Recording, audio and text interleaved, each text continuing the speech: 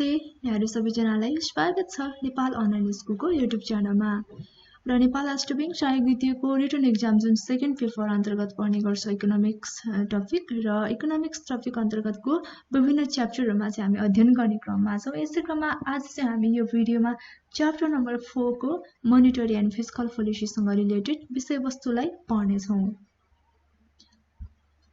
त्यसैले अब आउनुहोस् आजको विषयवस्तुतर्फ लागौं। आज चाहिँ मौद्रिक नीति र वित्तीय नीतिहरु सम्बन्धी रहेको छ यो हाम्रो विषयवस्तु र भिडियो भनेको। त्यसैले आज हामी सुरुमा चाहिँ मौद्रिक नीति यानि कि मोनेटरी पोलिसी भनेको के हो भनेर बुझ्छौं। यससँग सम्बन्धित सम्पूर्ण विषयवस्तुहरु त्यसपछि फिस्कल पोलिसीलाई हेर्ने छौं है। फर्स्टमा चाहिँ हामी मोनेटरी पोलिसी यानि कि मौद्रिक नीति भनेको के हो भन्ने सम्बन्धमा पढ्न गइरहेका छौं।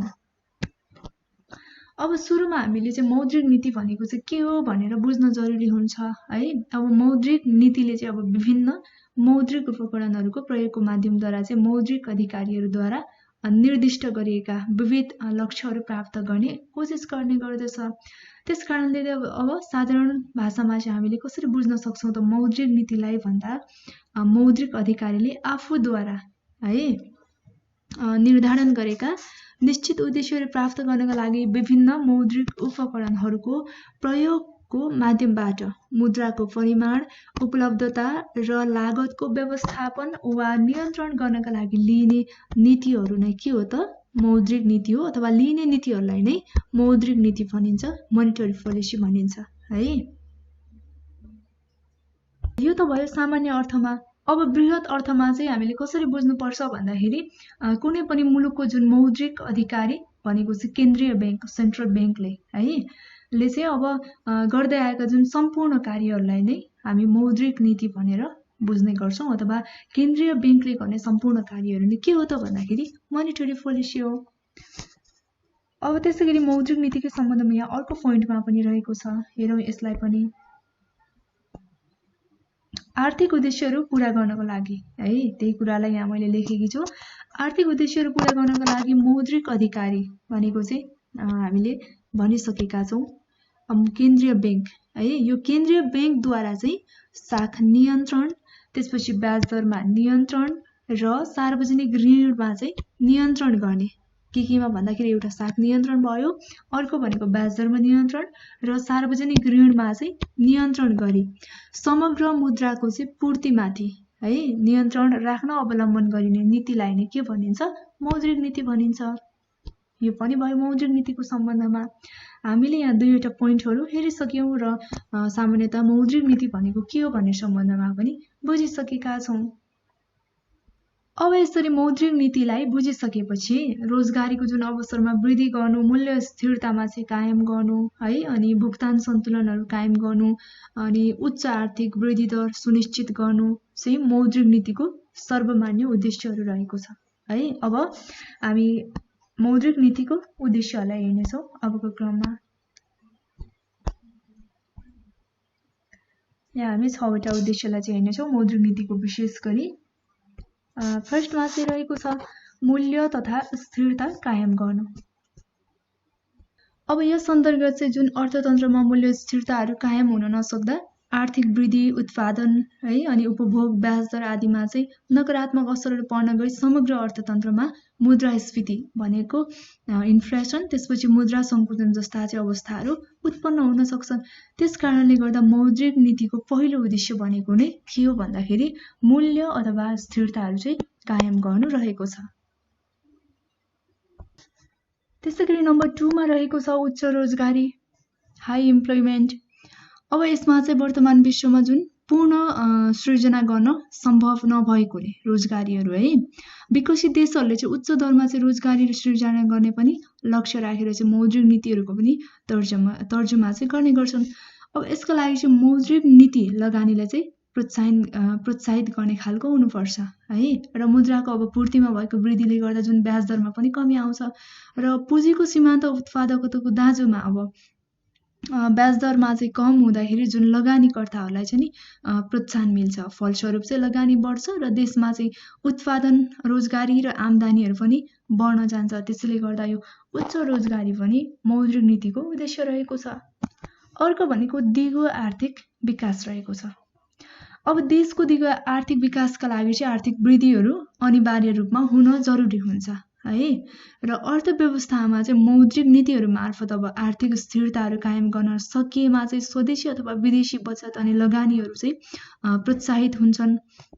र अर्कोतिर भनेको चाहिँ मौद्रिक नीतिहरूले जुन वैदेशिक ऋणहरू भयो अनि त्यसपछि आन्तरिक ऋण आदि माध्यमबाट चाहिँ सरकारले पनि सङ्कलन गरेको पुँजीको अधिकतम उपयोग गरेर चाहिँ साधारण खर्चमा चाहिँ कम गरेर विकासको खर्चमा चाहिँ वृद्धि गर्नमा पनि सहयोग पुग्छ है।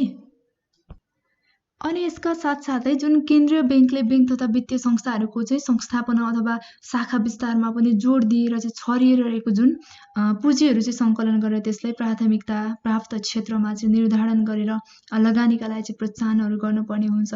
यसले गर्दा चाहिँ के हुन्छ भन्दाखेरि देशमा आर्थिक क्रियाकलापहरूमा वृद्धि भएर आर्थिक वृद्धि हुन जान्छ, फलस्वरूप देशको दिगो आर्थिक विकास पनि हुन जान्छ। यो पनि एउटा मौद्रिक नीतिको उद्देश्य भयो। त्यसैगरी अर्को 4 नम्बरमा छ विदेशी विनिमय दर शोधनान्तर स्थितिमा स्थायित्व। अब यसमा चाहिँ आजभोलि प्राय सबै मुलुकहरू चाहिँ वैदेशिक व्यापारहरूमा चाहिँ संलग्न भएका छन् है। र वैदेशिक मुद्राको जुन विनिमय दरमा आइरहने निरन्तर परिवर्तन आयात निर्यात अनि भुक्तानभित्र चाहिँ सन्तुलनहरू चाहिँ प्रभावित हुन्छ। त्यस कारणले गर्दा चाहिँ विदेशी मुद्राहरूको जुन विनिमय दरमा चाहिँ स्थिरता कायम गर्नु मौद्रिक नीतिहरूको पनि एउटा उद्देश्य हो। र मौद्रिक नीतिहरूद्वारा अब शोधनान्तर स्थितिमा सन्तुलन कायम गरेर चाहिँ विदेशी विनिमय दरमा चाहिँ स्थायित्व ल्याउन पनि सकिन्छ। र यदि देशको शोधनान्तर स्थितिहरू घाटामा छ भने सङ्कुचनीय मौद्रिक नीतिहरू अवलम्बन गरेर साख अथवा पूर्तिमा चाहिँ कमी ल्याउन सकिन्छ। यसले गर्दा चाहिँ मूल्य स्तरमा गिरावट आउँछ र आयातमा भएको जुन कमीले गर्दा चाहिँ शोधनान्तर स्थितिहरूमा पनि सञ्चित हुन पुग्छ है। त्यसैगरी अर्को उद्देश्य छ आर्थिक असमानताहरू कम गर्नु। अब आर्थिक असमानताहरू कम गर्न चाहिँ वित्तीय नीतिको बढी प्रभावकारी मानिए पनि यो उद्देश्य चाहिँ मौद्रिक नीतिले परिपूरकको रूपमा चाहिँ भूमिका खेल्ने गर्छ है।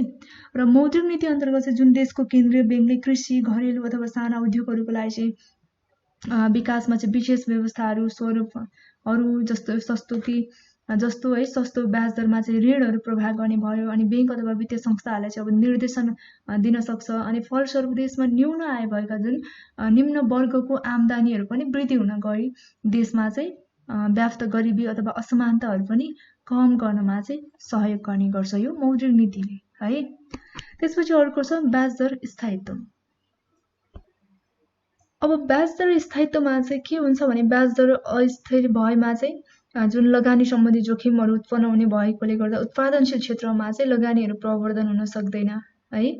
त्यस कारणले गर्दाखेरि अर्थतन्त्रको जुन समग्र विकासको लागि ब्याज दरहरूमा स्थायित्व कायम गर्नु पनि मौद्रिक नीतिको अर्को महत्त्वपूर्ण उद्देश्य रहेको छ है। हामीले यहाँ 6वटा मौद्रिक नीतिको उद्देश्यलाई हेरिसक्यौँ। फर्स्टमा हामीले मूल्य तथा स्थिरता कायम गर्नु, त्यसपछि उच्च रोजगारी अनि दिगो आर्थिक विकास, विदेशी विनिमय दर शोधनान्तर स्थिरतामा स्थायित्व, त्यसपछि आर्थिक असमानताहरू कम गर्नु र अर्को भनेको चाहिँ ब्याज दरको स्थायित्व। यो पनि मौद्रिक नीतिको महत्त्वपूर्ण उद्देश्यहरू रहेको छ है। अब उद्देश्यहरूपछि अब हामी मौद्रिक नीतिको उपकरणहरू पढ्नेछौँ। अब जुन मौद्रिक नीतिका उद्देश्यहरू प्राप्तिका लागि चाहिँ मौद्रिक अधिकारीहरूले विभिन्न मौद्रिक उपकरणहरू पनि प्रयोग गर्ने गर्छन्। ती उपकरणहरूलाई चाहिँ हामी 2 भागमा विभाजन गरेर अध्ययन गर्नेछौँ। र 2 उपकरणहरू के रहेको छ भन्ने सम्बन्धमा चाहिँ हामी फर्स्टमा परिमाणात्मक उपकरणको बारेमा पढ्नेछौँ। त्यसपछि हामी गुणात्मकको बारेमा पढ्नेछौँ है। क्वान्टिटेटिभ र क्वालिटेटिभ रहेको छ यो उपकरणहरू, हामी यस बारेमा चर्चा गर्नेछौँ।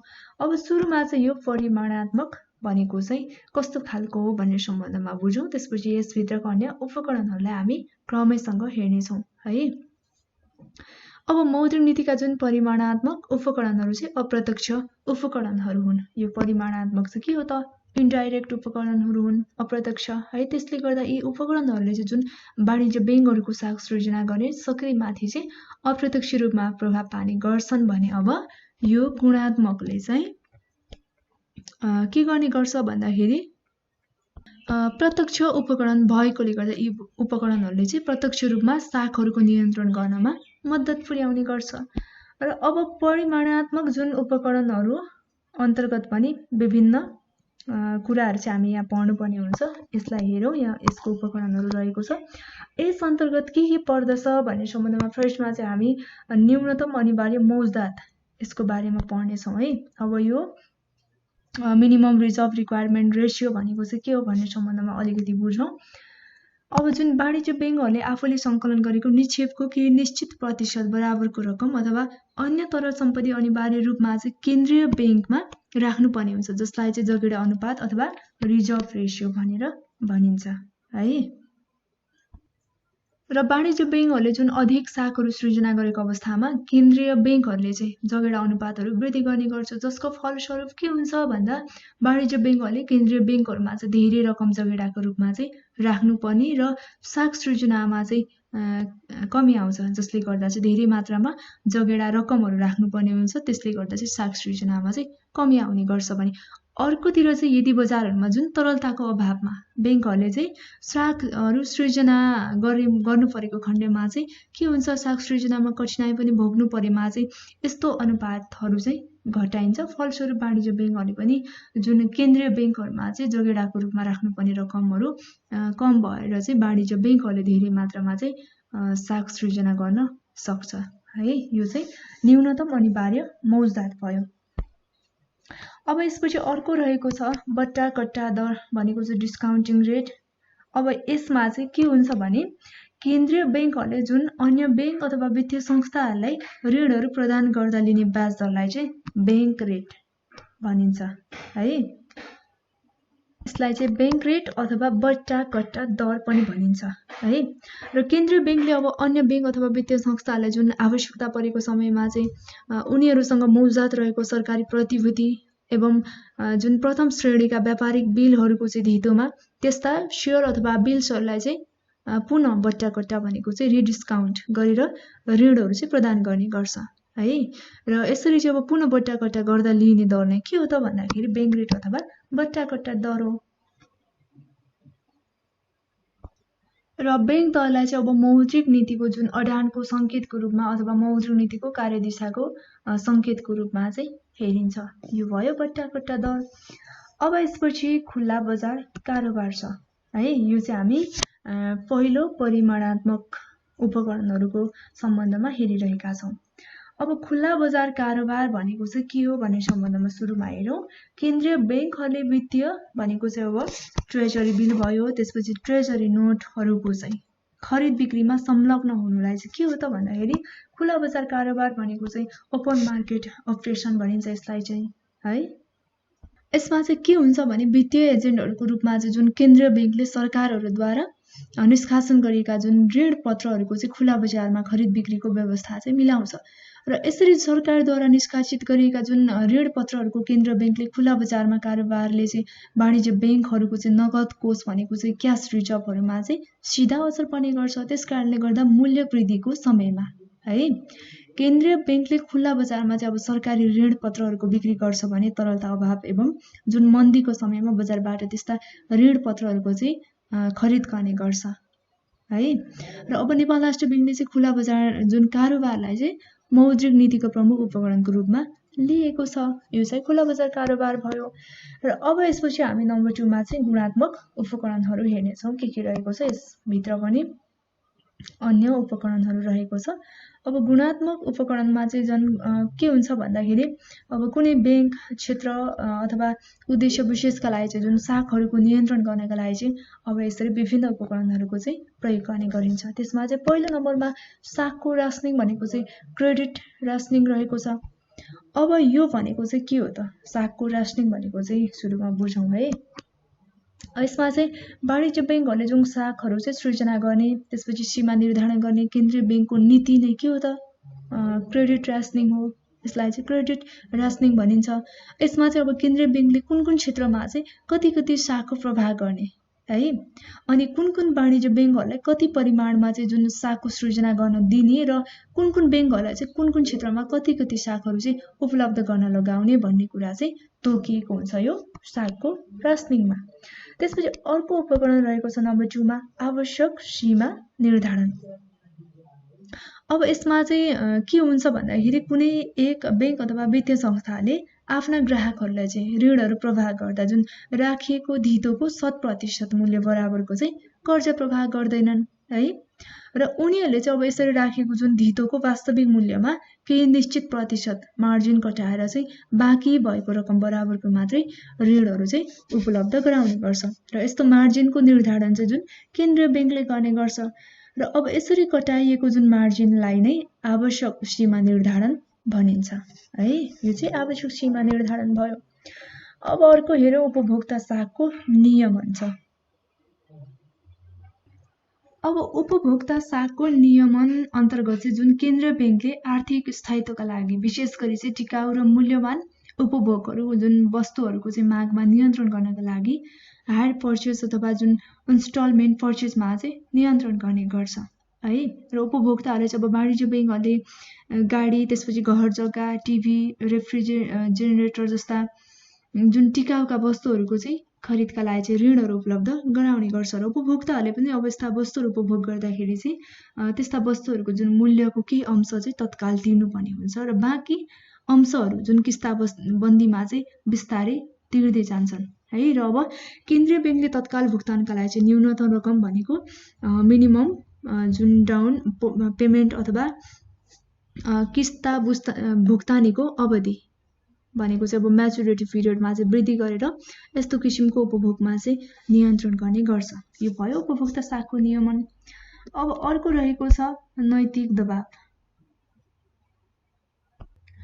अब यस अन्तर्गत जुन केन्द्रीय बैंकले वाणिज्य बैंकहरूलाई मौखिक रूपमा सल्लाह सुझाव एवं अनुरोधका लागि चाहिँ विभिन्न मौखिक माध्यमबाट चाहिँ आफ्ना मौद्रिक नीतिको पालनाका लागि चाहिँ नैतिक दबावहरू चाहिँ दिने गर्छ है। अब नेपाल राष्ट्र बैंकले हाल जुन उत्पादनमूलक क्षेत्रतर्फको कर्जाहरू खुम्चिँदै जानु र अनुत्पादक क्षेत्रतर्फको कर्जामा चाहिँ बढी लगानीको विस्तार हुँदै गएको अवस्थामा चाहिँ यस्तो प्रविधिको नियन्त्रण र तोकिएको जुन उत्पादनमूलक क्षेत्रमा कर्जा प्रवाहलाई चाहिँ सहज बनाउनु, पुनर्कर्जामा चाहिँ विस्तार गर्नुको अतिरिक्त दबाव भनेको चाहिँ यो मोरल यो नैतिक दबाव है मार्फत पनि के हुन्छ भन्दाखेरि कर्जा प्रवाहलाई चाहिँ निर्दिष्ट गर्ने नीतिहरू लिएको हुन्छ। त्यसैगरी अर्को छ प्रत्यक्ष कारबाही। यसमा चाहिँ अब के हुन्छ भने केन्द्रीय बैंकको जुन केन्द्रीय बैंकले वाणिज्य बैंकहरूलाई चाहिँ मौखिक रूपमा सल्लाह सुझाव एवं अनुरोधका माध्यमबाट चाहिँ आफ्नो मौद्रिक नीतिको पालनाका लागि चाहिँ नैतिक दबावहरू चाहिँ सृजना गर्छ, नैतिक दबावहरू दिइसक्छ है। र नेपाल राष्ट्र बैंकले चाहिँ के गर्छ त भन्दाखेरि प्रत्यक्ष रूपमा यदि अनुत्पादक क्षेत्रहरूमा लगानी भइरहेको छ, कर्जा प्रवाहहरू भइरहेको छ भने पनि त्यस्तो कार्यमा चाहिँ प्रत्यक्ष कारबाही अथवा नैतिक दबाव दिएर चाहिँ नियन्त्रण गर्ने गर्छ है। यो चाहिँ भयो हामीले पढेको भनेको गुणात्मक उपकरणहरूको बारेमा। अब यसपछि चाहिँ हामी नेपालको मौद्रिक नीतिका विशेषताहरू सम्बन्धमा पढ्नेछौँ। अब हामी यहाँ 5वटा पोइन्टहरुमा चाहिँ नेपालको जुन मौद्रिक नीतिको विशेषतालाई हेर्नेछौँ। फर्स्टमा चाहिँ के छ भन्दा सरकारी बजेटमा आबद्ध गरिएको छ नेपालको मौद्रिक नीति, एउटा विशेषता भयो। अर्को भनेको नेपाली रुपैयाँको भारतीय रुपैयाँसँग रहेको जुन स्थिर विनिमय दर प्रणालीलाई मौद्रिक चाहिँ अंकुशको रूपमा लिएको छ है। अर्को भनेको चाहिँ क वर्गका बैंकहरूले जुन स्वदेशमा ब्याज प्राप्त हुने कुनै पनि प्रकारका निक्षेप खाता खोल्न नपाउने व्यवस्था गरिएको छ क वर्गको बैंकहरूले। त्यसपछि अर्को छ उत्पादनशील क्षेत्रमा लगानी अभिवृद्धि गर्न कर्जा सीमा रहित जुन पुनर्कर्जा सुविधाहरू प्रदान गरिएको छ है। त्यसपछि भनेको विपन्न वर्गको उत्थान गरी गरिबी निवारणका लागि चाहिँ विपन्न कर्जा लगानीहरूलाई चाहिँ प्रोत्साहित गर्ने नीति पनि लिएको छ। यो सबै के भयो त भन्दाखेरि नेपालको मौद्रिक नीतिको विशेषताहरू है। अब विशेषताहरूपछि हामी नेपालको जुन मौद्रिक नीतिका प्रकारहरू पढ्नेछौँ। टाइप्स अफ मोनेटरी पोलिसी के रहेको छ त, कतिवटा प्रकार छ यस बारेमा हामी अब डिस्कस गर्नेछौँ। यसमा चाहिँ हामी फर्स्टमा चाहिँ विस्तार योग्य मौद्रिक नीति छ, त्यसपछि संकुचनीय मौद्रिक नीतिको बारेमा चाहिँ पढ्नेछौँ। अब विस्तार योग्य मौद्रिक नीति भनेर चाहिँ हामीले कसरी बुझ्ने भन्ने सम्बन्धमा हेरौँ। सुरुमा नम्बर 1 को यसको डेफिनेसन। मौद्रिक अधिकारीहरूले अर्थव्यवस्थामा जुन मुद्राको फुर्ती बढाउन अनुरक्षण गर्ने कारबाहीलाई नै विस्तार योग्य मौद्रिक नीति भनिन्छ। अब मुद्रा सङ्कुचन को चाहिँ अवस्थामा जुन लगानीहरूलाई प्रोत्साहित गरेर उत्पादन रोजगारीहरू बढाउन यस प्रकारको चाहिँ मौद्रिक नीतिहरू चाहिँ अवलम्बन गर्ने गरिन्छ। र मौद्रिक अधिकारले खुला बजारबाट चाहिँ अब ट्रेजरी बिलहरू खरिद गरेर ब्याङ्क दरहरू घटाएर अनि अनिवार्य नगद मौजातको अनुपात चाहिँ घटाएर अर्थतन्त्रमा मुद्राको पूर्ति बढाउन सक्छ। यो चाहिँ विस्तार योग्य मौद्रिक नीति है। अब यसपछि नम्बर 2 मा सङ्कुचनीय मौद्रिक नीति। अब यो भनेको के हो हेरौँ। सुरुमा अर्थव्यवस्थामा मुद्राको पूर्तिमा कमी ल्याउन मौद्रिक अधिकारले अनुसरण गर्ने काम कारबाहीलाई चाहिँ के भनिन्छ? सङ्कुचित मौद्रिक नीति भनिन्छ। अब यसमा चाहिँ हामीले के बुझ्नु पर्यो भन्दाखेरि विस्तार योग्य मौद्रिक नीति भनेको चाहिँ अर्थव्यवस्थामा जुन मुद्राको चाहिँ पूर्तिहरू बढाउन है, बढाउनु चाहिँ विस्तार योग्य मौद्रिक नीति भयो। अनि सङ्कुचनीय मौद्रिक नीति भनेको चाहिँ जुन के हो त भन्दाखेरि कमी ल्याउन है, मुद्राको पूर्तिमा चाहिँ कमी ल्याउन, यो चाहिँ सङ्कुचनीय भयो। अब यसमा चाहिँ देशमा जुन मुद्रास्फीतिको मात्रै अत्याधिक भएको अवस्थामा मुद्राको पूर्तिमा चाहिँ कमी ल्याउन यस प्रकारको चाहिँ मौद्रिक नीतिहरू अवलम्बन गर्ने गरिन्छ। यसमा चाहिँ केन्द्रीय ब्याङ्कले खुला बजारमा ट्रेजरी बिलहरू बिक्री गरेर अनि ब्याङ्क दरहरू वृद्धि गरेर अनिवार्य नगद मौजात अनुपातहरू बढाएर चाहिँ अर्थतन्त्रमा मुद्राको पूर्तिमा चाहिँ कमी ल्याउन सक्दछ। यो चाहिँ भयो सङ्कुचनीय मौद्रिक नीति। अब यसपछि नेपालको वित्तीय नीतिको बारेमा छलफल गरौँ। अब हामीले चाहिँ योभन्दा अगाडि चाहिँ मोनिटरी पोलिसी पढ्यौँ, अब चाहिँ फिस्कल पोलिसीको बारेमा हेर्छौँ है। अब फर्स्टमा चाहिँ हामी वित्तीय नीति भनेको चाहिँ के हो भन्ने सम्बन्धमा बुझौँ। अब सरकारले आफ्नो आय खर्च र ऋण व्यवस्थापनद्वारा पूर्व निर्धारित उद्देश्यहरू हासिल गर्नका लागि अपनाउने नीतिलाई नै के भनिन्छ? यो वित्तीय नीति भनिन्छ, फिस्कल पोलिसी। अब यो वित्तीय नीतिले जुन समष्टिगत चरहरू जस्तो कि उत्पादन, रोजगार, बचत, लगानीहरूलाई चाहिँ बजेटको माध्यमबाट प्रभाव पार्ने गर्छ। र जुन परम्परागत धारणा अनुसार चाहिँ वित्तीय नीति राज्य अथवा सरकारको आम्दानी र खर्च निर्धारणसँग चाहिँ सम्बन्धित नीति हो है। यस धारणा अनुसार चाहिँ सरकारले कम खर्च गर्नुपर्छ अनि सो उत्पादनशील क्षेत्रहरूमा चाहिँ हुनुपर्छ, खर्च गरेको क्षेत्रहरू अथवा लगानी गरेको चाहिँ उत्पादनशील क्षेत्रमा हुनुपर्छ है। साथै कर पनि कम हुनुपर्छ र यस्तै चाहिँ उत्पादनमा पनि कम एकदमै न्यून चाहिँ प्रभाव पारेको हुनुपर्छ भन्ने चाहिँ धारणा रहेको छ है।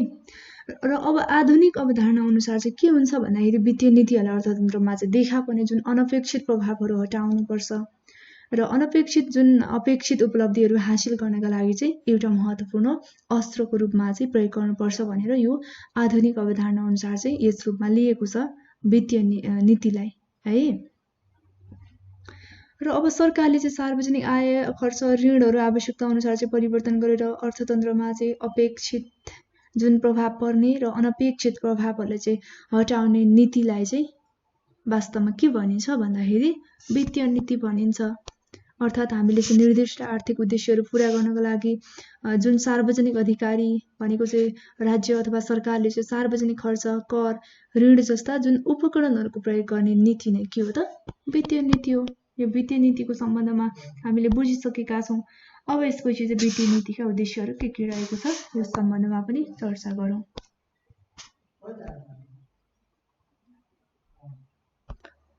अब नेपाल जस्तो विकासोन्मुख देशमा चाहिँ समग्र अर्थतन्त्रलाई माथि उठाउनको लागि चाहिँ वित्तीय नीति एउटा शक्तिशाली अस्त्र बन्न सक्छ है। यसै परिप्रेक्ष्यमा चाहिँ वित्तीय नीतिका प्रमुख उद्देश्यहरूलाई अब हामी चर्चा गर्नेछौँ। फर्स्टमा हेरौँ रोजगारीको अवसर सृजना गर्न। अब अल्प विकसित मुलुकमा चाहिँ वित्तीय नीतिहरूको उद्देश्य चाहिँ रोजगारीको अवसरहरू सृजना र बेरोजगारीको समस्यालाई चाहिँ समाधान गर्ने हुन्छ। र वित्तीय नीतिको जुन रोजगारी वृद्धि गर्ने त्यसपछि श्रममूलक आयोजनाहरूमा चाहिँ जोड दिनुपर्छ भन्ने मान्यता हुन्छ है। अनि यसका साथसाथै चाहिँ अब जनशक्तिहरूको विकासका लागि चाहिँ शिक्षा भयो, स्वास्थ्य, तालिम अथवा सडक, नहर अनि विद्युत उत्पादन, प्राकृतिक साधनहरूको उपयोग जस्ता विभिन्न क्षेत्रहरूमा लगानी गर्ने खालका आयोजनाहरूमा चाहिँ खर्च गर्नुपर्छ। र निजी क्षेत्रको जुन लगानी बढ्ने काममा चाहिँ अथवा बढ्ने क्रममा चाहिँ रोजगारीका अवसरहरू बढ्ने भएकोले वित्तीय नीतिले पनि निजी क्षेत्रको लगानीले चाहिँ प्रोत्साहन गर्न कर छुट त्यसपछि अनुदान सुविधायुक्त ऋण आदिलाई चाहिँ अपनाउन सक्छ उपायको रूपमा है। अब यसपछि बचत र लगानी वृद्धि, यो पनि एउटा वित्तीय नीतिको उद्देश्य रहेको छ। अब वित्तीय नीतिले चाहिँ बचतहरू वृद्धि गर्नका साथै सहयोगीको भूमिका खेल्छ बचतहरूलाई चाहिँ वृद्धि गर्नको लागि है। यस्तै चाहिँ उपभोग खर्च घटाएर चाहिँ बचतमा वृद्धि गराउँछ। बचतलाई चाहिँ अब उत्पादनशील क्षेत्रमा लगानी गर्ने वातावरणहरू तयारी गर्छ। यसले चाहिँ सरकारले योजनाबद्ध लगानीको कार्यक्रमहरू बनाउने गर्छ र यसले अब निजी क्षेत्रलाई पनि उत्पादनशील क्षेत्रमा चाहिँ लगानी गर्नको लागि चाहिँ प्रोत्साहित पनि गर्ने गर्छ है। अब अर्को भनेको चाहिँ आर्थिक स्थायित्व छ। अब अल्प विकसित मुलुकहरूमा चाहिँ वित्तीय नीतिको उद्देश्य भनेको चाहिँ आर्थिक वृद्धि दर तथा विकास मात्र नभएर चाहिँ त्यसले आर्थिक स्थायित्व प्रदान गर्नु पनि एउटा महत्त्वपूर्ण उद्देश्य हो है। र अल्प विकसित मुलुकको जुन अर्थतन्त्रहरू कमजोर हुन्छ यसलाई चाहिँ आन्तरिक अथवा बाह्य कारणले सजिलै अस्थिर बनाइदिन पनि सक्छ। यी दुवै अवस्थाको प्रभावलाई चाहिँ जुन न्यून गर्नको लागि चाहिँ वित्तीय नीति सक्षम हुनुपर्छ है। अर्को छ आर्थिक वृद्धि र विकास। अब कुनै पनि देशको जुन वित्तीय नीतिको प्रमुख उद्देश्य आर्थिक वृद्धि र विकास गर्नु नै हो र देशको आर्थिक वृद्धि अथवा विकासलाई चाहिँ बचत लगानी पुँजी निर्माण आदिले चाहिँ प्रभाव पार्ने गर्छ। त्यसैले गर्दा सरकारले वित्तीय नीतिका जुन उपकरण अथवा न्यून वित्त परिचालनद्वारा चाहिँ देशमा उपलब्ध स्रोत साधनहरूको चाहिँ सदुपयोग गरेर पुँजी लगानीहरू चाहिँ बढाउनु पर्ने हुन्छ। त्यसैले गर्दा सरकारले करको दरमा छुट दिएर बचतलाई चाहिँ प्रोत्साहन गर्न सक्नुपर्छ है। अर्को छ सामाजिक तथा पूर्वाधार क्षेत्रमा लगानी वृद्धि गर्ने। अब यसमा चाहिँ के पर्छन् त कुन क्षेत्रहरू भन्दाखेरि शिक्षा स्वास्थ्य तालिमका क्षेत्रहरूमा चाहिँ लगानी बढाउनु पर्ने हुन्छ। यातायात सञ्चार अब विद्युत जस्ता क्षेत्रमा पनि ठुलो लगानीको चाहिँ आवश्यकता पर्छ र यी क्षेत्रहरूमा जुन गरिएको लगानीले ढिलो प्रतिफल दिन्छ र यस्ता क्षेत्रमा चाहिँ लगानी गर्नका लागि निजी क्षेत्रहरू चाहिँ आकर्षित हुँदैनन् ढिलो प्रतिफल दिने भएकोले। तर आर्थिक विकासका लागि चाहिँ के छ भन्दाखेरि एकदमै अपरिहार्य रहेको छ है। त्यसैगरी राष्ट्रिय आयको पुनर्वितरण। अब अल्प विकसित मुलुकहरूमा चाहिँ धेरै व्यक्तिहरूका हातमा उत्पादनका साधनहरू चाहिँ हुँदैनन् है र जुन आम्दानीको ठुलो हिस्सा उनीहरूमा नै सीमित हुन्छ र यसले चाहिँ आयको असमानता पनि बढाउँछ र आयको असमान वितरणले जुन सामाजिक आर्थिक अथवा राजनैतिक अस्थिरताहरू पनि बढाउँछ। यस्तो अवस्थामा चाहिँ यस्तो अवस्थाहरू सृजना हुन नदिनको लागि चाहिँ सरकारले उपयुक्त वित्तीय नीतिहरू चाहिँ अवलम्बन गरेर धन र आयको पुनर्वितरण गर्नको लागि चाहिँ सहयोग गर्नुपर्छ। यो भयो राष्ट्रिय आयको पुनर्वितरण र यो चाहिँ भनेको हामीले वित्तीय नीतिका उद्देश्यहरू हेरिसकेका छौँ है। अब यसपछि वित्तीय नीतिको उपकरणहरू हेरौँ के रहेको छ। वित्तीय नीतिको उपकरणहरू फर्स्टमा हामी बजेटको बारेमा चर्चा गर्नेछौँ। त्यसपछि कर प्रणाली छ, सरकारी खर्च, सार्वजनिक ऋण र सार्वजनिक कार्य, यी वस्तुहरूमा चाहिँ चर्चा गर्नेछौँ। अब फर्स्टमा चाहिँ हामी बजेटको बारेमा चर्चा गरौँ। अब बजेट भन्ने बित्तिकै यो चाहिँ वित्तीय नीतिको एउटा प्रमुख उपकरण हो है र अब बजेट सरकारको आय व्ययको एउटा दस्तावेज पनि हो जसमा चाहिँ कुनै निश्चित अवधिका लागि सरकारी नीति तथा कार्यक्रमहरू पनि हुने गर्छ र बजेट भनेको चाहिँ आर्थिक सामाजिक विकास र जुन साधनको परिचालन गर्ने एउटा उपयुक्त सरकारी उपकरण हो है। र देशमा कुन किसिमको बजेटहरू ल्याउने भन्ने कुरा चाहिँ अब देशको अर्थतन्त्र र देशमा चाहिँ उपलब्ध साधन स्रोतमा चाहिँ भर पर्ने हुन्छ। अब साधारणतया चाहिँ देशमा मुद्रास्फीति अथवा समुन्नतिको अवस्था छ भने चाहिँ बजेटलाई चाहिँ उपयुक्त मान्न सकिन्छ र त्यसको चाहिँ ठिक विपरीत यदि देशमा मन्दी अथवा मुद्रा सङ्कुचनको अवस्था विद्यमान छ भने चाहिँ घाटा बजेट चाहिँ ल्याउनु उपयुक्त हुन्छ। यो भयो बजेटको बारेमा जानकारी। अब यसपछि कर प्रणाली। अब वित्तीय नीतिको प्रभावकारी उपकरणहरू मध्येको अर्को उपकरण भनेको चाहिँ महत्त्वपूर्ण उपकरण कर प्रणाली पनि हो है र करले चाहिँ मुख्यतः बचत लगानी उत्पादन उपभोगमा चाहिँ असर गर्ने गर्छ र सरकारले अब प्रत्यक्ष करका दरमा कटौती गरेर खर्चयोग्य आम्दानीहरू वृद्धि गराएर उपभोग अथवा लगानीमा चाहिँ वृद्धि गरी प्रभावकारी मागमा वृद्धि गर्न कर प्रणालीको चाहिँ प्रयोग गर्ने गर्छ भने अर्कोतिर अप्रत्यक्ष करका दरहरूमा कटौती गरेर चाहिँ उपभोगमा चाहिँ वृद्धि ल्याउन पनि सक्दछ भने अब दुवै करका जुन दरमा चाहिँ वृद्धि गरेर उपभोग अनि लगानीहरूलाई पनि घटाउन सक्छ है। अनि सरकारले अब मुद्रास्फीतिको समयमा करका आधारहरू त्यसपछि दरहरू वृद्धि गर्ने खालको जुन कर नीतिहरू अवलम्बन गर्नुपर्छ भने मुद्रा सङ्कुचनको अवस्थामा चाहिँ करका आधार र कर दरहरू चाहिँ कम गर्नु अथवा कर छुटहरू दिने कर नीतिहरू चाहिँ अवलम्बन गर्नु उपयुक्त हुन्छ। यो चाहिँ कर प्रणाली भयो। अब यसपछि सरकारी खर्च। अब वित्तीय नीतिको अर्को महत्त्वपूर्ण उपकरण भनेको चाहिँ सरकारी खर्च हो। यसले चाहिँ अब सरकारले विभिन्न माध्यमहरूद्वारा गर्ने खर्चहरू चाहिँ पर्दछन् है। अब सरकारले गर्ने खर्चमा चाहिँ अर्थव्यवस्थामा पार्ने समग्र असर सरकारले चाहिँ गर्ने खर्चका लागि चाहिँ वित्तीय व्यवस्थापनहरू चाहिँ गरेको हुन्छ र सरकारले जुन खर्चको प्रभावकारिता कति छ भन्ने कुरामा पनि भर पर्छ सरकारले गर्ने खर्चमा है। र अब सरकारले चाहिँ अर्थतन्त्रको जुन अर्थव्यवस्थाको आवश्यकता अनुसार चाहिँ आफूले गर्ने कुल खर्च घटाउन अथवा वृद्धि गर्न चाहिँ सक्छ र सरकारले गर्ने कुल खर्चलाई चाहिँ चालु नियमित खर्च र पुँजीगत विकासात्मक खर्चहरू गरेर चाहिँ दुई भागमा विभाजन गर्न सकिन्छ है। यो भयो सरकारी खर्चको सम्बन्धमा। अब अर्को सार्वजनिक ऋण। अब वित्तीय नीतिको उद्देश्यहरूमध्ये हासिल गर्नका लागि चाहिँ एउटा सार्वजनिक ऋण पनि मुख्य उपकरणको रूपमा चाहिँ लिन सक्छौँ अथवा मुख्य औजारको रूपमा चाहिँ प्रयोग हुँदै आइरहेको छ है। र सार्वजनिक ऋणहरूलाई चाहिँ अब अर्थव्यवस्थामा देखा पर्ने मुद्रास्फीति अनि मुद्रा सङ्कुचनका अवस्थाहरू नियन्त्रण गर्नका लागि चाहिँ प्रयोग गर्ने गरिन्छ र यसका साथै अब अर्थतन्त्रमा जुन मूल्य स्थिरता कायम राख्ने र रोजगारीको स्तरहरू बढाउनका लागि पनि यो उपकरणको चाहिँ प्रयोग गर्ने गरिन्छ। यसका साथसाथै अब सार्वजनिक ऋण अनि आन्तरिक ऋण जुन बाह्य ऋण गरेर चाहिँ दुई माध्यमहरूबाट चाहिँ उठाउन सकिन्छ। जुन सरकारले घाटा बजेटहरू पुरा गर्नका लागि चाहिँ सार्वजनिक ऋणहरूको चाहिँ उपयोग गर्न सक्दछ है। अर्को भनेको चाहिँ सार्वजनिक कार्य अन्तर्गत चाहिँ अब सडक भयो, विद्युत अनि विद्यालय, हवाई मैदान है, हस्पिटल आदिमा चाहिँ गरेको लगानी भन्ने बुझिन्छ।